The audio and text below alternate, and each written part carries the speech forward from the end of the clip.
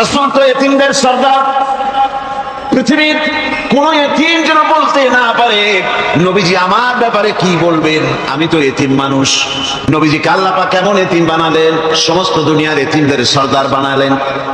মায়ের পেটে যখন তিনি ছিলেন 6 মাসের সময় মায়ের পেটে থাকাকালীন বাপের এতিম হয়ে গেলেন। যখন প্রসব বেদনা শুরু হয়েছে মায়ের, দুনিয়ায় যখন তিনি আসবেন, হযরতে আমেনা ঘরের ভিতরে বসে তার অবস্থাটা কি? আল্লাহ রাব্বুল আলামিন তার হাবিবকে দুনিয়া আনলেন। রাসূলের দাদা ঘরের সামনে তাঁবুর সামনে দাঁড়ায়া তায়েফ থেকে আগত সাদিয়া গোত্রের লোকদেরকে বলতেছেন, এই ঘরের ভিতরে একটা এতিম বাচ্চা আছে, বেশি টাকা কড়ি দেওয়া যাবে না, যদি দয়া হয় নিয়ে যাও। গরিব মানুষ, এতিম মানুষ দেখে শুনে কেউ আর নিতে চায় না। সবশেষে এলেন ভাগ্যবতী মেয়ে, ভাগ্যবতী মহিলা হযরতে হালিমাতুস সাদিয়া। তিনি এসেছেন, কোনো ছেলে পেলে পায় নাই, সকলের শেষে তিনি এসেছেন। আব্দুল মুত্তালিব বলছেন, এই ঘরের মধ্যে একটা এতিম বাচ্চা আছে, দয়া হলে নিয়ে যেতে পারো। তিনি স্বামীর সঙ্গে পরামর্শ করলেন, এরপরে বললেন, যদি দেখতে অন্তত ভালো হয়, মন যদি ভালো লাগে নিয়ে যাব, একেবারে খালি হাতে ফিরে যাওয়ার চাইতে তো ভালো। হযরতে হালিমা বলেন, আমি ঘরের মধ্যে প্রবেশ করলাম, মা আমেনার কোল থেকে শিশু মুহাম্মদ সাল্লাল্লাহু আলাইহি ওয়াসাল্লামকে যখন আমি কোলে নিলাম, আমি হুজুরের চেহারার দিকে নজর করে দেখলাম, আমার কাছে মনে হলো যেন পূর্ণিমার চাঁদটা আমার কোলে ধরা দিয়েছে। রাসূল কি শিশু মুহাম্মদ সাল্লাল্লাহু আলাইহি ওয়াসাল্লাম কি যখন নিয়ে বাড়ির দিকে রওনা হলাম, যে গাধা আমার সকলের পেছনে এসেছে, সেই গাধা এখন সকলের আগে ছুটে চলে যায়। এরপরে বাড়ি যখন নিয়ে গেলাম, কুয়ায় পানি বাড়লো, গাছে ফসল বাড়লো, খেজুর গাছে খেজুর বাড়তে লাগলো, জমিনে ফলন বেড়ে গেল। রাসূলের দুধ বোন সাইমা রাসূলকে নিয়ে মুহাম্মদ সাল্লাল্লাহু আলাইহি ওয়াসাল্লাম তাকে দোলনা নিয়ে দোল দিতেছে। কি আশ্চর্য অবস্থা! বিশ্বনবী মুহাম্মদ রাসূলুল্লাহ সাল্লাল্লাহু আলাইহি ওয়াসাল্লাম এভাবে এতিম অবস্থায় জীবন তার শুরু হলো। যখন তিনি ফিরে এলেন 6 বছর বয়সের সময়, যখন মায়ের কাছে তিনি ফিরে এসেছেন, প্রতিদিন তিনি খেলা দেখতে যান ময়দানে। ইতিহাসের মধ্যে লেখা হয়েছে, মা প্রতিদিন সন্ধ্যার সময় তাকে ফিরে পান। আজকে সন্ধ্যা হয়ে গেছে, শিশু মুহাম্মদ সাল্লাল্লাহু আলাইহি ওয়াসাল্লাম বাড়ি ফেরেন না। কারণ কি, কেন বাড়ি ফেরে না? সন্ধ্যার দিকে তিনি চলে গিয়েছেন পাহাড়িয়া ময়দানে, যে দেখেন ধুধু করতেছে, চতুর্দিকে সন্ধ্যা হয়ে গেছে, অন্ধকার হয়ে গেছে, কোনো ছেলে পেলে নাই, কেউ নাই। পাহাড়ের পাদদেশে বসে শিশু মুহাম্মদ সাল্লাল্লাহু আলাইহি ওয়াসাল্লাম কাঁদতেছেন। মা প্রশ্ন করলেন, বাবারে, সন্ধ্যা উত্তীর্ণ হয়ে গেল, কেন একা একা বসে বসে কাঁদো? তিনি বলছেন, মাজি, আজ কদিন খেলা দেখতে আসলাম ময়দানে, প্রতিদিন দেখি যখন সন্ধ্যা হয়ে যায়, মুরব্বী শ্রেণীর কিছু লোক আসে, ছেলেকে নাম ধরে ডাক দেয়, ছেলেরা দৌড়ে তার বাবার কাছে চলে যায়, আর বাবা ছেলেকে করে নিয়ে মুখে চুমা দিয়ে বাড়ির দিকে নিয়ে যায়। আমি আজ কদিন পর্যন্ত এই ময়দানে এলাম, কোনদিন সন্ধ্যা বেলায় তো কেউ এসে আমাকে মুহাম্মদ বলে একটা ডাক দিল না। আমার আব্বা কি নাই? আল্লাহ রাব্বুল আলামিন বলেন, আলাম ইয়াজিদকা ইয়াতীমান ফাআওয়া। এরকম এতিম অবস্থায় পেয়ে আমি কি আপনাকে আশ্রয় দেই নাই? আপনাকে আমি পেয়েছি এতিম অবস্থায়, এরপরে আমি আপনারে আশ্রয় দিলাম। ওয়া ওয়াজাদাকা দাল্লান ফাহাদা। এরপরে আমি আপনাকে পথ হারা পেলাম, আমি আপনাকে পথের দিশা দিয়া দিলাম। ওয়া ওয়াজাদাকা আইলান ফাআগনা। এরপরে আমি আপনাকে দরিদ্র অবস্থায় পেয়েছি, তারপরে আমি আপনার দারিদ্র মুক্ত করেছি আপনাকে। সুতরাং ফাআম্মাল ইয়াতীমা ফালা তাকহার ওয়া আম্মাস সাইলা ফালা তানহার। ওয়া আম্মা বিনি'মাতি রাব্বিকা ফাহাদ্দিস। সুতরাং নবী, এতিমের প্রতি নির্মম ব্যবহার করো না, এতিমের প্রতি ভালো ব্যবহার করো, নির্মমতা দেখাইও না, আর ভিক্ষুককে ধমক দিও না, রূঢ়তা দেখিও না, আর আল্লাহর নিয়ামতের প্রশংসা করো। বহুত মানুষ আছে এতিমরে গলায় ধাক্কা দেয়। মানুষ যখন ভিক্ষা নিতে আসে, গরিব মানুষ ভিক্ষা চাইতে আসছে, ওই মেয়ে আত্মা হইতে জানো, দোয়া কুনুত জানো, বাড়ি যেয়ে কাজ করবা, এই সব আজে বাজে কথা বলিয়া ভিক্ষা দেয় না। আমার বন্ধুগণ, এই জন্য এতিমের প্রতি দরদ করার জন্য আল্লাহ পাক কোরআনের ভিতরে পরিষ্কার বলেছেন। রাসূল কারীম সাল্লাল্লাহু আলাইহি ওয়াসাল্লাম নিজে এতিম ছিলেন, আর এতিমের প্রতি তার এত দরদ ছিল, একবার তিনি ঈদের দিকে নামাজ পড়ার জন্য যাচ্ছেন, প্রতিমধ্যে দেখেন একটা বাচ্চা ছেলে কাঁদতেছে। এই রাস্তায় কত মানুষ গেল, কেউ দাঁড়ালো না, থমকে বাচ্চার ক্রন্দন কাউকে থামাইতে পারলো না। কিন্তু বিশ্ব নবী, দয়ার নবী রাহমাতুল লিল আলামিন বাচ্চার কান্না দেখে পাও বাড়াতে পারলেন না। নবীজি দাঁড়ায় গেলেন, জিজ্ঞেস করেন, ও বাচ্চা, ঈদের দিনে কাঁদো কেন? ঈদের দিনে তো কাঁদতে নাই। বাচ্চা বলে, তোমার কাছে বলবো না, আমি সেই সকালবেলা থেকে বসে আছি, আমি যদি মক্কার আব্দুল্লাহর পুত্র মুহাম্মদ রাসূলুল্লাহ সাল্লাল্লাহু আলাইহি সাল্লামকে পাই, মনের দুঃখ তার কাছে বলবো। বিশ্ব নবী জমিনের উপরে বসে বললেন, বাচ্চারে কোলের উপরে উঠায় বলেন, বাচ্চা বলো কি তোমার দুঃখ? তুমি যার জন্য বসেছো আমি তো সেই এতিম নবী, কি বলতে চাও?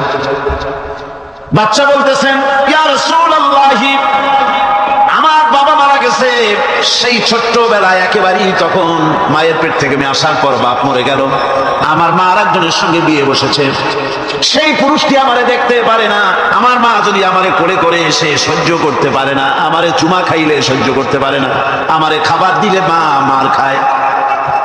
আজ ঈদের দিনে রাতে আমার মা আমাকে বললো, বাবারে তোমার কপাল খারাপ, তোমার বাবা মারা গেছে, তোমাকে সাহায্য করার কেউ নাই, আমি তোমার যত্ন করতে পারলাম না, কোলে নিয়ে চুমাও দিতে পারি না, আমার এমনই কপাল খারাপ। সুতরাং এতিমের দরদ এতিম ছাড়া আর কেউ বুঝবে না। তুমি আজ চলে যাও, ওই রাস্তায়, ঈদের রাস্তায় দাঁড়ায় থাকো, মাঠের রাস্তার পাশে, বিশ্ব নবীর কাছে তোমার দুঃখ বলো, এতিমের দুঃখ তিনি বুঝবেন। আমি মায়ের কথা মতো এই জায়গায় এতক্ষণ বসে আছি, হুজুর আপনি দয়া করে, আমার কথা তো আপনার কাছে বললাম, আমার মনের এই দুঃখ। নবীজি বাচ্চার কথা শুনতেছিলেন, চোখ দিয়া পানি পড়তেছিল, বাচ্চাকে বুকের সঙ্গে জড়িয়ে ধরে নবীজি বলেন, ও এতিম, মুহাম্মদ সাল্লাল্লাহু আলাইহি ওয়াসাল্লাম যদি তোমার পিতা হন, আর হযরত আয়েশা যদি তোমার মা হয়ে যায়, বলো তোমার মনের দুঃখ মেটে নাকি?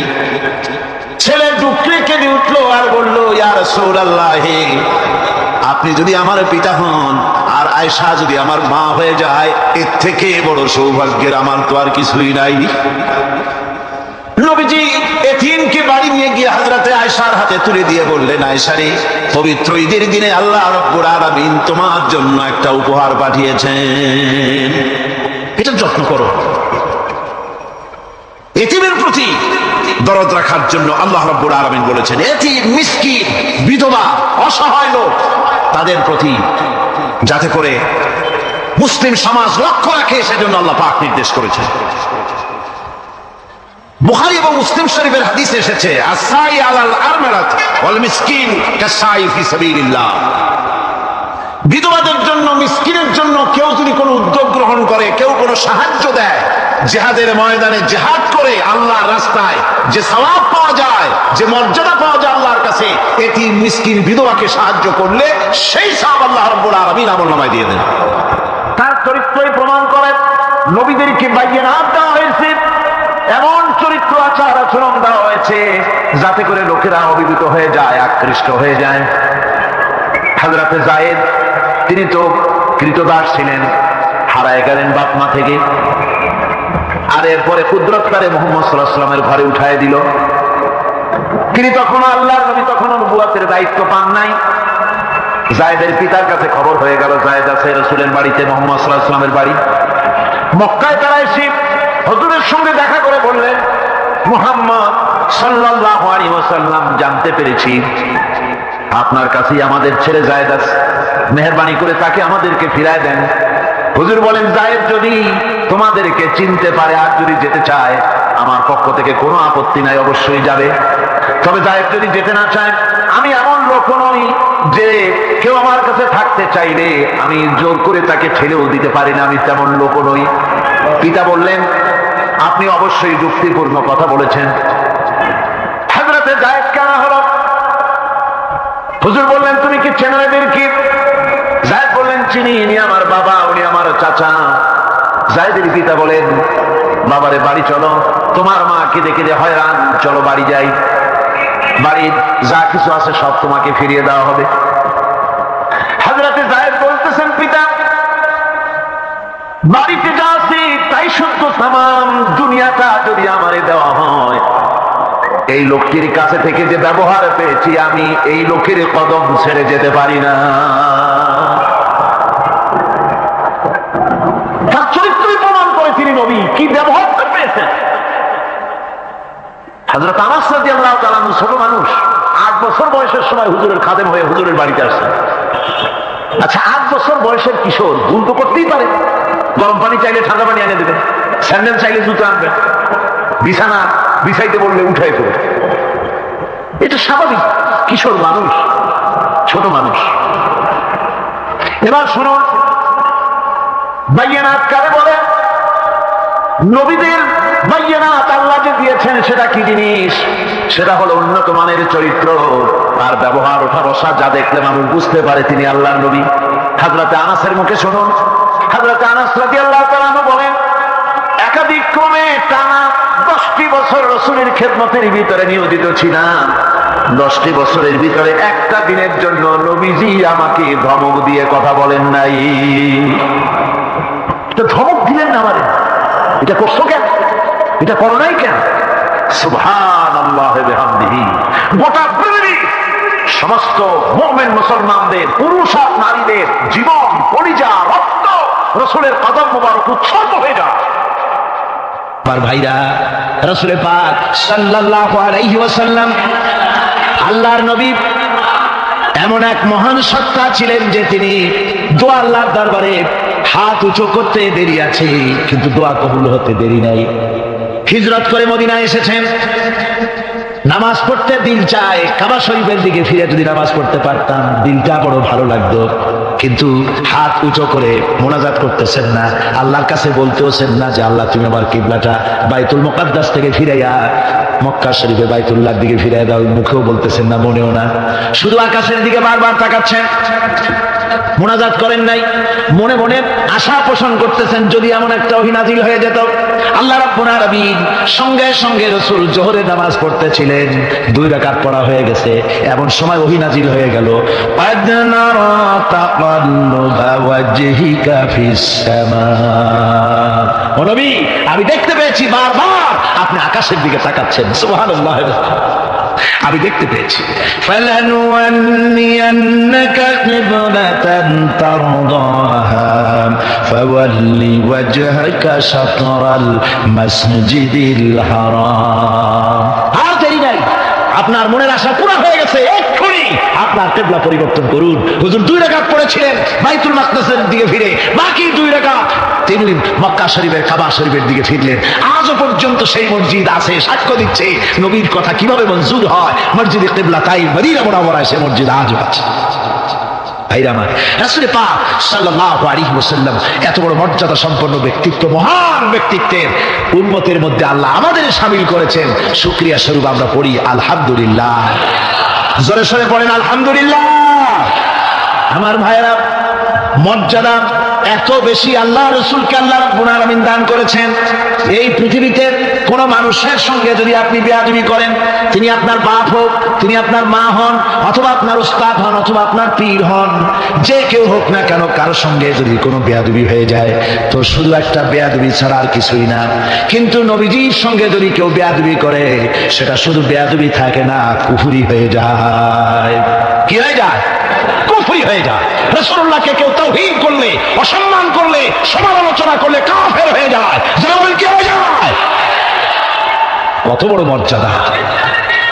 রাসূল পাক সাল্লাল্লাহু আলাইহি ওয়াসাল্লাম তার সামনে সাহাবায়ে কেরাম বসা। হুজুর কথা বলছেন, সাহাবায়ে কেরাম তারাও কথা বলছেন। কথা বলতে বলতে এক পর্যায়ে সাহাবীদের গলার আওয়াজ বড় হয়ে গেছে। হুজুরের গলার আওয়াজ শোনা যায় না, সাহাবীদের গলার আওয়াজটা বড় হয়ে গেল। আল্লাহ রাব্বুল আলামিন এতটুকু বরদাস্ত করলেন, আমার নবীর গলার আওয়াজের চাইতে তোমাদের আওয়াজ বড় হলো কেন? সঙ্গে সঙ্গে ওহী নাযিল হয়ে গেল। আল্লাহ রাব্বুল আলামিন বলেন, ইয়া আইয়ুহাল্লাযীনা আমানু লা তারফাউ আসওয়াতাকুম ফাওকা সাওতিন নবী। ও বিশ্বাসীরা, খবরদার, তোমরা যারা ঈমান এনেছো শোনো, তোমাদের গলার আওয়াজ যেন আমার নবীর গলার আওয়াজের চাইতে বড় না হয়ে যায়। যদি তা হয়, আনতাহবাতা আমালুকুম, জীবনের সমস্ত ভালো কাজগুলি আমি আল্লাহ বরবাদ করে দেব। আজ পর্যন্ত এই আয়াতে কারিমা রাসূল পাক সাল্লাল্লাহু আলাইহি ওয়াসাল্লামের রওজায়ে আতহারের সামনে সবুজ সাইনবোর্ডের উপরে সোনার অক্ষর দিয়ে এই আয়াতে কারিমা লেখা রয়েছে। সুবহানাল্লাহ। সর্বকালের, সর্বযুগের সর্বশ্রেষ্ঠ মহামানব, সর্বশ্রেষ্ঠ বিশ্বনবী, আল্লাহর পরে যার মর্যাদা, তিনি হচ্ছেন মুহাম্মদ রাসূলুল্লাহ সাল্লাল্লাহু আলাইহি ওয়াসাল্লাম। দুলির ধরা থেকে রাসূলকে আরশে আজিমে নিয়ে যাওয়া হবে। বোরাক এলো। বোরাক হচ্ছে বারকুন থেকে উৎপত্তি। এর অর্থ হচ্ছে বিজলি, বৈদ্যুতিক গতি সম্পন্ন, ঘোড়ার চাইতে ছোট, খচ্চরের চাইতে বড়, এই জাতীয় একটা প্রাণীর মতো হযরত জিবরাইল নিয়ে আসতে। আমাদের দেশে কারো কারো বাড়িতে আয়নায় বাঁধানো থাকে এই ছবিটা। ঘোড়া আছে, দুইটা ডানা আছে, মাথাটা মেয়ে লোকের মতো, চুলগুলো ঝুলে পড়ছে, নিচে লেখা আছে হাজা বোরাকুন নবী সাল্লাল্লাহু আলাইহি ওয়াসাল্লাম। আন্দাজে কোথায় পাইছে আল্লাহ? মিথ্যে কথা, বাজে কথা। আল্লাহ এরকম একটা মেয়ে লোক মার্কা ঘোড়া পাঠাইছিল হুজুরকে নেওয়ার জন্য, এটা কথা হইল। রাসূলকে মক্কা থেকে, উম্মে বাবে উম্মে হানি থেকে হুজুরকে বের করে নিয়ে যাওয়া হলো বাইতুল মাকদাস। সমস্ত পয়গম্বর, দুনিয়া আল্লাহ যাদের পাঠিয়েছিলেন, সমস্ত রূহ উপস্থিত ছিল সেখানে। রাসূল কারীম সাল্লাল্লাহু আলাইহি ওয়াসাল্লাম এখান থেকে মেরাজ করলেন। এতটুকু ছিল ইসরা। কোরআনে কারীম বলছে, সুবহানাল্লাযী আসরা بعبده ليلا من المسجد الحرام إلى المسجد الأقصى سبحان الذي সমস্ত দুর্বলতা, অক্ষমতা থেকে মুক্ত সেই সত্তা যিনি তার বান্দাকে ইসরা করিয়েছেন, মেরাজ করিয়েছেন। সুবহানাল্লাহ। সমস্ত দুর্বলতা, অক্ষমতা থেকে মুক্ত তিনি পার করে নিয়ে গিয়েছেন। তারপরে মুহূর্তের ভিতরে মহাশূন্য পাড়ি দিয়ে, সেই মহাশূন্য মানে কি? এইখান থেকে সূর্য কত দূরে জানেন না? 9,30,00,000 মাইল দূরে এখান থেকে সূর্য। সেই সূর্য, তারপরে রয়েছে গ্যালাক্সি, মিল্কি ওয়ে, গ্রহ নক্ষত্র, সে যে কত দূরে।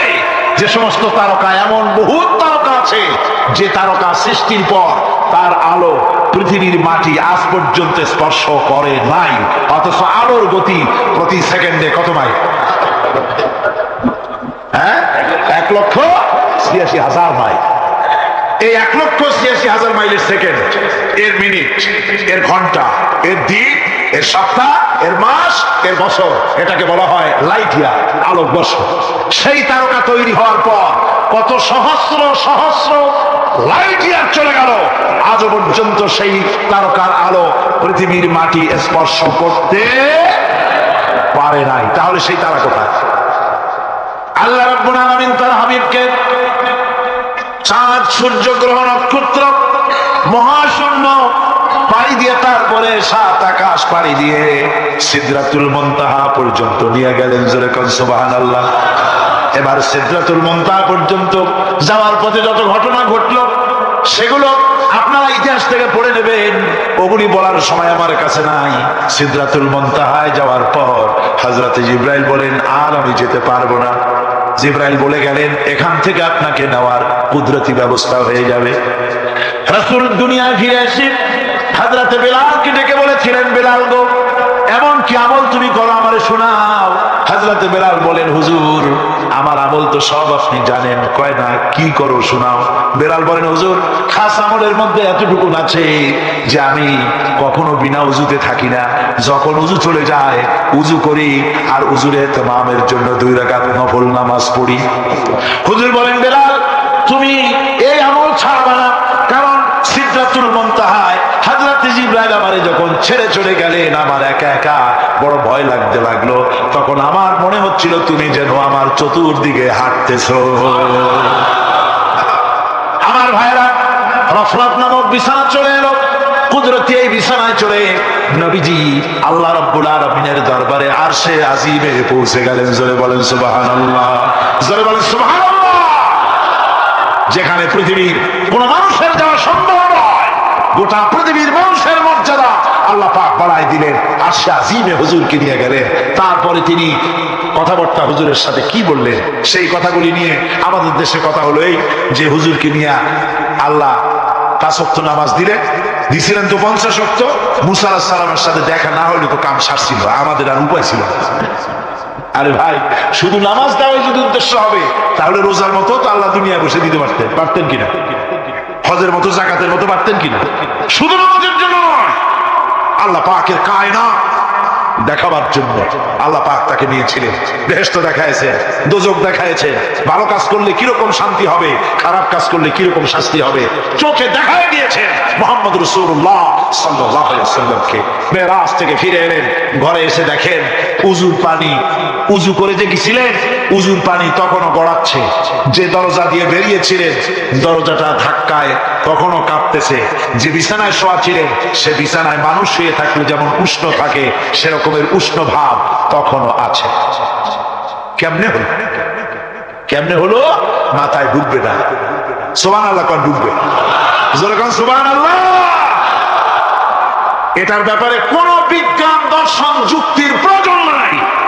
প্রয়োজন শুধু এতটুকু, আল্লাহ তার হাবিবরে নেবেন, কত দ্রুত নিবেন, কত দ্রুত পাঠাবেন এটা তিনিই ভালো জানেন, আমাদের কোনো জানার কথা না। ঠিক কিনা?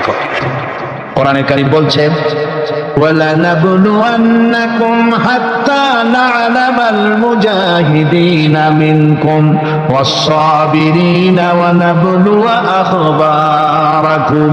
অবশ্যই আমি তোমাদেরকে পরীক্ষার সম্মুখীন করব, আর তোমাদের মধ্যে সত্যিকার মুজাহিদ দৃঢ়তা অবলম্বনকারী কারা আমি তা দেখব। এরা যেন আমি দেখে নিতে পারি, সেই জন্য আমি বিপদ এবং মুসিবতের মধ্যে তোমাদের ফেলবো। ধৈর্যধারীদের উপরে আমার রহমত অবশ্যই থাকবে। খবর এমন এক সম্পদ যা ধারণ করলে পরে আল্লাহ রাব্বুল আলামিন রাষ্ট্রীয় ক্ষমতা দান করে দেন। কোন সুবহানাল্লাহ, জোরে কোন সুবহানাল্লাহ। ধৈর্য ধারণ করলে আল্লাহ রাষ্ট্রের মতো বিরাট নিয়ামত আল্লাহ হাতে তুলে দিবেন। তার প্রমাণ কোরআন শরীফ আল্লাহ বলছেন, বনি ইসরাইলরা মিশর থেকে যখন বহিষ্কার হয়ে গেল, তাদের যখন পা রাখার কোনো জায়গা থাকলো না, বনি ইসরাইলরা মিশর থেকে যখন বহিষ্কার হয়ে গেল, এরপরে আল্লাহ পাক তারা যখন ধৈর্য অবলম্বন করলো, আল্লাহ পাক তাদের ব্যাপারে বলছেন, ওয়া আওরাসনাল কওমাল্লাযীনা কানু ইউস্তাদআফুনা মাশারিকাল আরদি ওয়া মাগারিবা আল্লাতী বারাকনা ফিহা। আর তাদের স্থলে আমি নির্যাতিত লোকদেরকে প্রতিষ্ঠিত করলাম। পশ্চিম এবং উত্তরে তাদেরকে আমি পশ্চিম এবং পশ্চিম এবং পূর্বের উত্তরাধিকারী তাদেরকে বানায় দিলাম। বিরাট এলাকা তাদের হাতে আমি তুলে দিলাম। ওয়াতাম্মাত কালিমাতু রাব্বিকাল হুসনা আলা বানি ইসরাঈলা বিমা সাবারু।